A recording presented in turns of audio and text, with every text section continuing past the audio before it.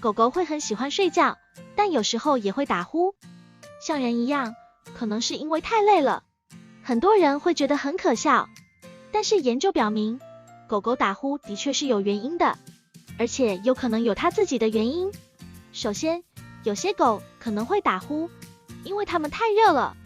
所以睡觉时会发出这样的声音。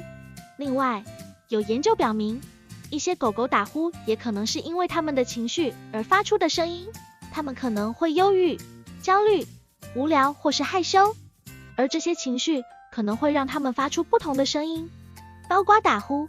接下来将详细介绍狗狗打呼的原因，以及如何帮助狗狗改善打呼问题。首先，狗狗打呼的原因之一是睡姿不正确。狗狗在睡觉时，如果姿势不正确，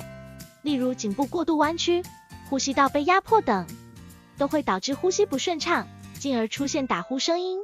如果您发现狗狗经常在同一个姿势下睡觉，并且打呼，可以试着改变狗狗的睡姿，让狗狗舒适的睡觉。其次，狗狗打呼的原因可能是呼吸道阻塞。狗狗的呼吸道可能因为遗传、肥胖、感染等原因而受阻，进而导致呼吸困难和打呼声音。如果狗狗经常打呼，并且呼吸声音比较大，您可以试着带狗狗去看兽医检查，了解狗狗是否有呼吸道问题，并给予相应的治疗。第三，狗狗打呼的原因可能是过度疲劳。狗狗在日常生活中需要适当的运动和休息，如果狗狗过度疲劳，也容易出现打呼现象。建议给狗狗提供足够的运动和休息时间，让狗狗身心得到充分的放松，减少打呼问题的出现。最后，狗狗打呼的原因可能是睡眠品质差。狗狗的睡眠品质也会影响打呼的发生。如果狗狗的睡眠环境不佳，睡眠时间不足或睡眠质量不好，也会导致狗狗打呼的问题。为了改善狗狗的睡眠品质，可以给狗狗提供舒适的睡眠环境，例如选择合适的床垫，避免睡在湿润的地方，调节室温等等。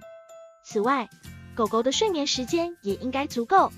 建议每天让狗狗睡满12到14个小时，